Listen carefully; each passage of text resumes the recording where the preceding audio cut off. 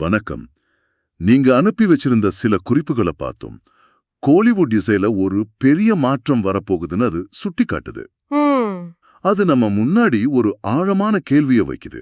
நீங்க அடுத்து கேட்க போற ஒரு சூப்பர் ஹிட் பாட்டு ஒருவேளை ஏ.ஆர். ரெஹமான் இசை மாதிரி ஒரு உணர்வு கொடுக்கலாம். சரி.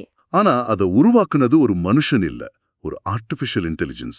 அதாவது ஏஐன்னு தெரிஞ்சா எப்படி இருக்கும்? இதுதான் நாம இன்னைக்கு பேச போற விவாதத்தோட மையப்புள்ளி. நீங்க பகிர்ந்துகிட்ட அந்த ஆதாரங்கள் இது எதிர்காலத்துல நடக்க போற ஒரு விஷயம்னு சொல்லல. ஓ, அப்படியா? ஆமா, இந்த ஏஐ புரட்சி ஏற்கனவே இங்க வந்துருச்சு. இசை உருவாக்கப்படுற விதத்தையே அது ரொம்ப அமைதியா மாத்திக்கிட்டு இருக்குன்னு அது தெளிவா சொல்லுது. சரியா சொன்னீங்க.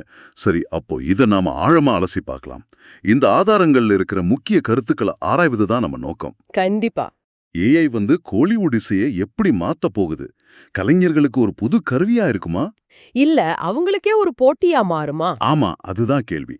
சரி, முதல்ல அந்த ஒரு கேள்வியிலிருந்தே ஆரம்பிக்கலாம்.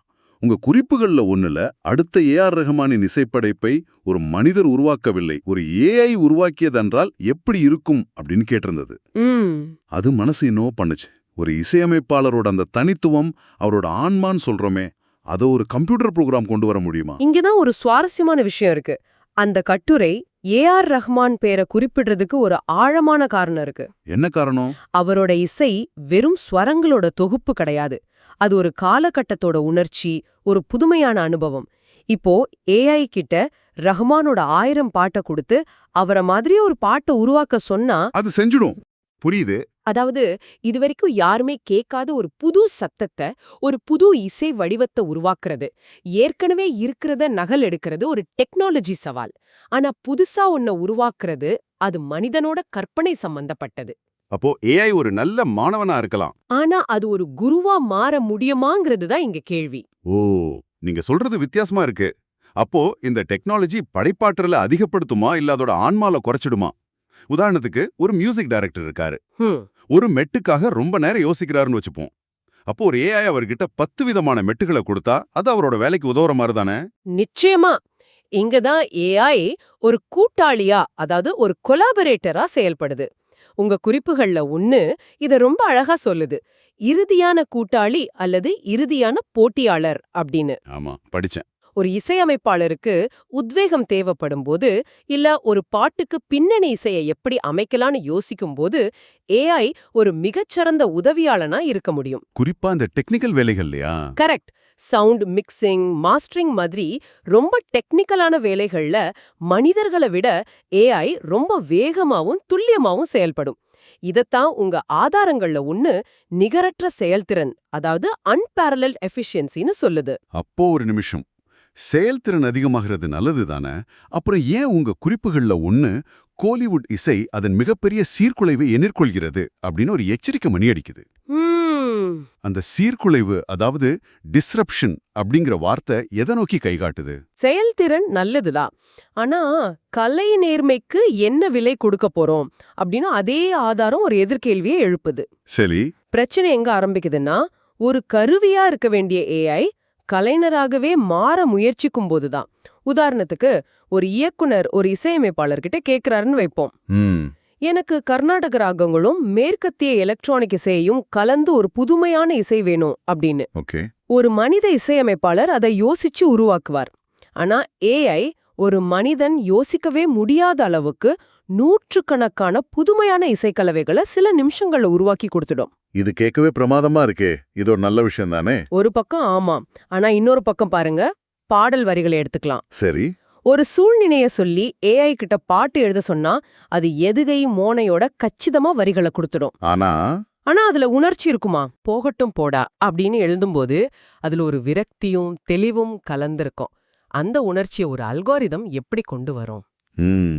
இங்கேதான் செயல்திறனுக்கும் ஆன்மாவுக்கும் நடுவுல இருக்கிற மெல்லிய கோடு உடைய ஆரம்பிக்குது. ரொம்ப முக்கியமான புள்ளி.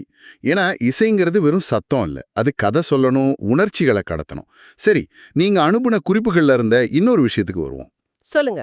இசை தயாரிப்பை பற்றி உங்களுக்கு தெரிந்த அனைத்தையும் மறந்து விடுங்கள். ஏஐ காலிவுட்டுக்கு வரவே இல்லை, அது ஏற்கனவே இங்கே இருக்கிறது அப்படின்னு ஒரு வாக்கியம் இருந்துச்சு. ஆமா.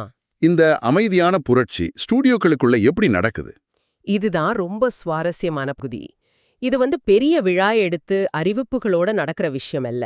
ரொம்ப அமைதியா ஸ்டூடியோக்களுக்குள்ள நடந்துகிட்டு இருக்கு. உதாரணத்துக்கு இன்ஸ்ட்ருமெண்டேஷன், அதாவது இசைக்கருவிகளை பயன்படுத்துறத எடுத்துக்கலாம். ஒரு இசை அமைப்பாளருக்கு ஒரு பெரிய சிம்பனி ஆர்கெஸ்ட்ராவோட இசை வேணும், ஆனா அதுக்கான பட்ஜெட் இல்ல. ஆமா, இது நிறைய நடக்கும். இப்போ ஏஐ சாஃப்ட்வேர் தத்ரூபமா ஒரு முழு ஆர்கெஸ்ட்ராவோட இசைய உருவாக்கி கொடுத்துடுது. இதனால சின்ன பட்ஜெட் படங்கள்ல கூட பிரம்மாண்டமான இசையை நம்மளால கேட்க முடியுது. கேட்க நல்லாதான் இருக்கு. ஆனா இதனால நிஜமான இசைக்கலைஞர்களோட வேலை வாய்ப்பு என்ன ஆகும்? அதுதான் பிரச்சனை. ஒரு வயலின் கலைஞர் 20 வருஷம் கத்துக்கிட்ட ஒரு கலைய ஒரு சாஃப்ட்வேர் சில நிமிஷங்கள்ல செஞ்சுட்டா அந்த கலையோட மதிப்பு என்ன ஆகும்? இது ஒரு பெரிய கவலை இல்லையா? இதுதான் அந்த ஆதாரங்கள் சுட்டிக்காட்டுற இருமுனை கத்தி. ஒரு பக்கம் தொழில்நுட்பம் இசைய ஜனநாயகப்படுத்துது. யாரு வேணும்னாலும் பிரம்மாண்டமான இசைய உருவாக்குற வாய்ப்ப கொடுக்குது. இன்னொரு பக்கம் பல தலைமுறையா கட்டிக்காத்த கலைகளையும் கலைஞர்களோட வாழ்வாதாரத்தையும் கேள்விக்குள்ளாக்குது. சரி. குறிப்பா குரல் பதிவுகள், அதாவது வோக்கல் பெர்ஃபார்மன்ஸஸ பத்தி உங்க குறிப்புகள்ல இருந்த ஒரு விஷயம்தான் ரொம்பவே கவனிக்க வேண்டியது. ஆமா, அத பத்தி கொஞ்சம் விளக்கமா சொல்லுங்க. ஒரு பாடகரோட குரலை ஏஐ எப்படி மாத்த முடியும்? இன்னைக்கு ஒரு பாடகர் பாடின பாட்டுல இருக்கிற சின்ன சின்ன சுருதி பிழைகளை சரி செய்யதுல இருந்து ஓகே, அவரோட குரலையே முழுசா க்ளோன் பண்ற வரைக்கும் ஏஐயால முடியும். என்னது க்ளோன் பண்றதா? ஆமா, ஒரு பாடகரோட சில நிமிஷம் வாய்ஸ் சாம்பிள் மட்டும் போதும். அத வச்சு அவரை எந்த மொழியில வேணாலும் எந்த பாடல வேணாலும் பாட வைக்கலாம். நம்பவே முடியல. பல வருஷங்களுக்கு முன்னாடி மறைஞ்சு போன ஒரு பாடகரோட குரல்ல ஒரு புத்தம்புது பாடலை உருவாக்குறது கூட இன்னைக்கு சாத்தியம். அடேங்கப்பா, கேட்கவே ஆச்சரியமாவும் கொஞ்சம் பயமாவும் இருக்கு. அப்போ ஒரு பாடகரோட தனித்துவமான குரல், அவரோட பல வருஷ பயிற்சி, உணர்ச்சிகளை வெளிப்படுத்துற திறமை, இதுக்கெல்லாம் இனிமே மதிப்பு இருக்காதா? இங்கதான் நாம சட்ட ரீதியான தார்மீக ரீதியான ஒரு சிக்கலுக்குள்ள வரோம். உங்க குறிப்புகள்ல இது பத்தி ஆழமா விவாதிக்கப்பட்டிருக்கு. ஆமா, அந்த காப்பிரைட் பிரச்சனை பத்தி. அதேதான். ஒரு ஏஐ உருவாக்குன பாட்டுக்கு யாரு காப்பிரைட் ஓனர்? அந்த ஏஐக்கு கமாண்ட் கொடுத்த இசை அமைப்பாளரா? அந்த ஏஐய உருவாக்குன கம்பெனியா? இல்ல அந்த ஏஐ தானா? நம்ம சட்டங்கள் இதுக்கெல்லாம் தயாரா இல்லையே. இல்ல, நம்ம சட்டங்கள் இந்த டெக்னாலஜிக்கு ஈடு கொடுக்க முடியாம ரொம்ப பின்தங்கி இருக்கு. ஒருவேளை மறைஞ்சு போன ஒரு பாடகரோட குரலை அவங்க குடும்பத்தோட அனுமதி இல்லாம ஒருத்தர் பயன்படுத்தினா என்ன ஆகும்? இது ஒரு பெரிய சட்ட போராட்டத்துக்கு வழிவகுக்குமே. நிச்சயமா.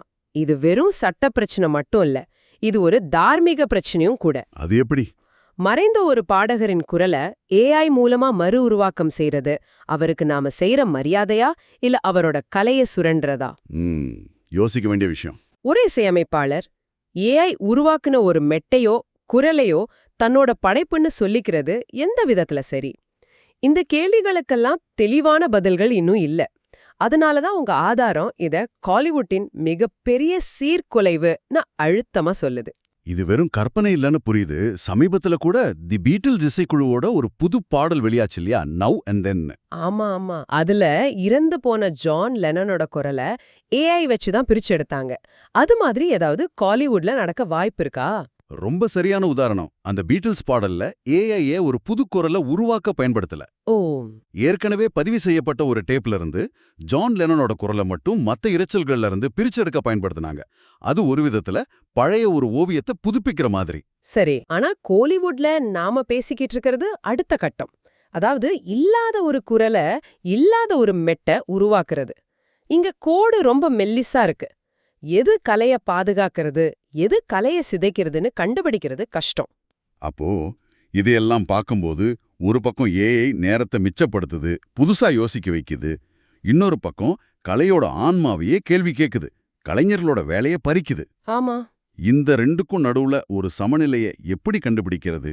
மிக சரியான கேள்வி. அந்த சமநிலையை ஏற்படுத்துறது தான் இப்போதே சவால். டெக்னாலஜியை மொத்தமா புறக்கணிக்கிறது முட்டாள்தனம். உண்மைதான். அதே சமயம் கலையோட முக்கியமான நோக்கமான மனித உணர்வுகளை பிரதிபலிக்கிறத மறந்துட்டு டெக்னாலஜிக்கு அடிமையாகிறது ஆபத்தானது. ஏஐய நம்ம ஒரு இசைக்கருவியா பார்க்கணும். ஒரு பியானோ இல்ல ஒரு கிட்டார் மாதிரி. அதேதான். அந்த இசைக்கருவியை யாரு எப்படி எந்த உணர்வோட பயன்படுத்துறாங்கன்றத பொறுத்து தான் நல்ல இசை உருவாகும். ஏஐயும் அப்படிதான். அப்படின்னா இசையமைப்பாளர்கள், பாடலாசிரியர்கள், பாடகர்கள்னு எல்லாரும் இந்த புது டெக்னாலஜியை கத்துக்கிட்டு ஆமா, அதை தங்களுக்கு சாதகமா பயன்படுத்த வழியை கண்டுபிடிக்கணும். அப்படிதானே? கண்டிப்பா.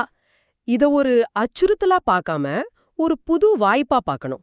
உதாரணத்துக்கு, ஒரு புது இசையமைப்பாளர் ஏஐ உதவியோட தன் கற்பனையில இருக்கிற பிரம்மாண்டமான இசைய எளிதா உருவாக்க முடியும். ம் ஒரு பாடலாசிரியர் தன் வரிகளுக்கு பொருத்தமான பல மெட்டுகளை ஏஐ கிட்ட கேட்டு வாங்கிக்கலாம். இங்க மனிதனோட படைப்பாற்றல் தான் வழிகாட்டியா இருக்கணும். ஏஐ ஒரு உதவியாளனா மட்டும்தான் இருக்கணும். அந்த எல்லைக்கோடு. அந்த எல்லைக்கோடு எப்போ மீறப்படுதோ அப்பதான் பிரச்சனை தொடங்குது. நீங்க அனுப்புன குறிப்புகளிலிருந்து எனக்கு புரிஞ்ச முக்கியமான விவாதம் இதுதான் நினைக்கிறேன். செயல்திறனா அல்லது ஆன்மாவா எஃபிஷியன்சி வெர்சஸ் சோல். ஆமா, கொடுக்குது. ஆனா ஒரு மனித கலைஞர் தான் தன் படைப்புல ஆன்மாவை கொடுக்க முடியும். கோலிவுட்டோட எதிர்காலம் இந்த ரெண்டையும் எப்படி இணைக்கப் போகுதுங்கிறத பொறுத்து தான் இருக்கு. உண்மைதான். இது வெறும் கோலிவுட்டுக்கான சவால் இல்ல. உலகம் முழுசும் இருக்கிற இசைத்துறைகள் இத சந்திச்சுக்கிட்டு தான் இருக்கு. ஆனா இந்திய திரைப்பட இசைய பொறுத்த வரைக்கும் அது கதையோடும் கதாபாத்திரங்களோட உணர்வுகளோடும் ரொம்ப ஆழமா பிணைக்கப்பட்டது. ஆமா, அதனால இங்க ஆன்மாங்கிற விஷயத்துக்கு ரொம்ப அதிக முக்கியத்துவம் உண்டு.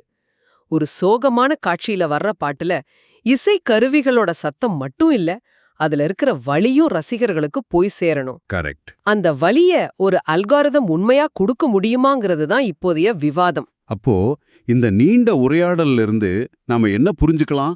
நீங்க கொடுத்த ஆதாரங்கள் கோலிவுட் இசைத்துறை ஒரு முக்கியமான திருப்பு முனையில நிக்குதுன்னு காட்டுது. ஆமா, இங்க வந்தாச்சு. அது ஒரு பக்கம் அற்புதமான கருவிகளை கொடுக்குது, இன்னொரு பக்கம் கலை படைப்பாற்றல் பத்தின அடிப்படை கேள்விகளை எழுப்புது. இதிலிருந்து நாம எடுத்துக்க வேண்டிய முக்கிய செய்தி இந்த தொடர்ச்சியான பதற்றம் தான். ஏஐ ஒரு கூட்டாளியா அல்லது போட்டியாளரா? ஒரு கருவியா அல்லது கலைஞனா? செயல்திறனா அல்லது ஆன்மாவா? கோலிவுட் இசையின் எதிர்காலம் இந்த விவாதங்களோட அடிப்படையில தான் அமையும்னு தோணுது. இதுல எது ஜெயிக்கும்னு சொல்றதை விட ரெண்டும் எப்படி சேர்ந்து பயணிக்க போகுதுங்கிறது தான் முக்கியம். இறுதியா நீங்க சிந்திச்சு பார்க்கிறதுக்கு ஒரு விஷயம். இந்த ஆதாரங்கள் எல்லாமே இசையமைப்பாளர்கள், பாடகர்கள்னு உருவாக்குறவங்கள பத்தி தான் பேசுது. சரி, ஆனா நம்மள மாதிரி இசையை கேட்கிற ரசிகர்களை பத்தி என்ன? ஒரு ஏஐ உருவாக்குன பாட்டு உங்க மனசை தொட்டா, உங்களுக்கு உண்மையான ஒரு உணர்ச்சியை கொடுத்தா, அத உருவாக்குனது ஒரு மனுஷனா இல்ல ஒரு மிஷினுங்கிறது உங்களுக்கு உண்மையிலேயே ஒரு பெரிய விஷயமா இருக்குமா? அடுத்த முறை ஒரு புது ஹிட் பாட்டை கேட்கும்போது இத பத்தி கொஞ்சம் யோசிச்சு பாருங்க.